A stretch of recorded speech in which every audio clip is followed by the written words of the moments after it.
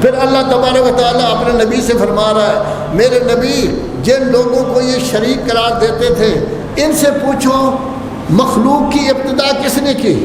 آپ کو کس نے پیدا کیا؟ آسمان و زمین کو کس نے پیدا کیا؟ موت کون دیتا ہے؟ پھر دوبارہ تمہیں لوٹائے گا کون؟ کہتے ہیں کہ پیدا کرنے والا اللہ، لوٹانے والا اللہ۔ پھر کیوں بھٹک رہے ہو؟ دوسرے لوگوں کی طرف کیوں جاتے ہو؟ ان کو کیوں بڑا سمجھتے ہو؟ ان کو کیوں شریک قرار دیتے ہو؟ ان سے یہ پوچھو میرے نبی کہ کیا آپ جن کو شریک سمجھتے ہیں، جن کو راہبر بنا لیا ہے، جن کو اپنا رہنما بنا لیا ہے، اپنی طرف سے چند آدمیوں نے چن لیا ہے، کیا آپ کو یہ حق کی ہدایت کر سکتے ہیں؟ کیا حق کو پوری طرح یہ جانتے ہیں؟ کیا ان کو پتہ ہے کہ اسلام کیا ہے؟ کیا ان کو پتہ ہے دین کیا ہے؟ کیا ان کو پتہ ہے قرآن مجید کیا کہتا ہے؟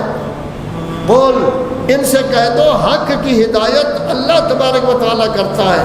پھر اللہ تبارک و تعالیٰ ہم سے پوچھ رہا ہے، یاد رکھو اگر ایک آدمی خود حق پر نہیں ہے، ایک آدمی خود ہدایت یافتہ نہیں ہے، ایک آدمی نے ابھی تک مکمل طور پر اسلام پر عمل پیرا ہونا نہیں سیکھا، وہ تمہیں کیا دے گا؟ وہ تمہیں کیا سکھائے گا؟ جس کے بعد خود حق نہیں وہ تمہیں حق کیا دے گا؟ جو حق کو سمجھتا ہی نہیں وہ تمہیں کیا دے گا؟ جو ہدایت یافتہ نہیں ان کو کیا دے گا؟ بتاؤ جس کو حق کا پتہ نہ ہو اس کی طرف جھکنا چاہیے یا ان کی طرف جھکنا چاہیے جو حقیقی ہادی ہیں، حقیقی راہبر ہیں، ہر چیز کو جانتے ہیں، وہ اللہ کی طرف لے جانے والے ہیں، اللہ کی طرف رجوع کرنے والے ہیں۔ فما لکم کیف تحکمون، فیصلہ کرو۔ جن کو پتہ ہی نہیں ہے، ہدایت یافتہ نہیں ہے، ان سے ہدایت لینی ہے یا ان سے لینی ہے جو باب العلم ہے، مدینۃ العلم کا دروازہ ہے، 1,00,000 باب جس کے لیے کھل گئے تھے، جس کو کہا گیا اقزاکم علی، ان سے لینا ہے یا کسی اور جن سے لینا ہے؟ اصل بات یہ ہے کہ یہ لوگ حق کو جانتے نہیں، اپنے مقاصد کو سامنے رکھتے ہوئے، اپنے ظن و گمان کو، اپنے فوائد کو، اپنے ذاتی مفاد کو مد نظر رکھتے ہوئے انہوں نے ان کی پیروی شروع کر دی ہے۔ یاد رکھو ظن کبھی حق سے مستغنی نہیں کر سکتا۔ اللہ تبارک و تعالیٰ جانتا ہے یہ چیز کرتے ہیں۔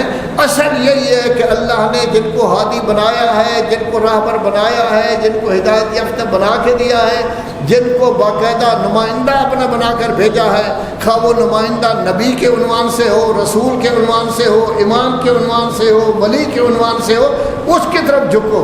اس کے سامنے جھکنا ایسا ہے جیسے خود اللہ کے سامنے جھکنا ہے، اللہ کے فرمان پر عمل کرنا ہے۔ اللہ نے فرمایا ہے قرآن مجید کی طرف رجوع کرو، اللہ نے کہا ہے کہ میرے نبی قرآن مجید کا مبین ہے، شارح ہے، اللہ نے یہ بتایا ہے کہ میں نے اہل بیت کو پاک و پاکیزہ قرار دیا ہے۔ اللہ نے جیسے 2 دن بعد غدیر کا دن آ رہا ہے، فرمایا ہے ان سے کہہ دو جس جس کا میں حاکم ہوں اس کا علی حاکم ہے۔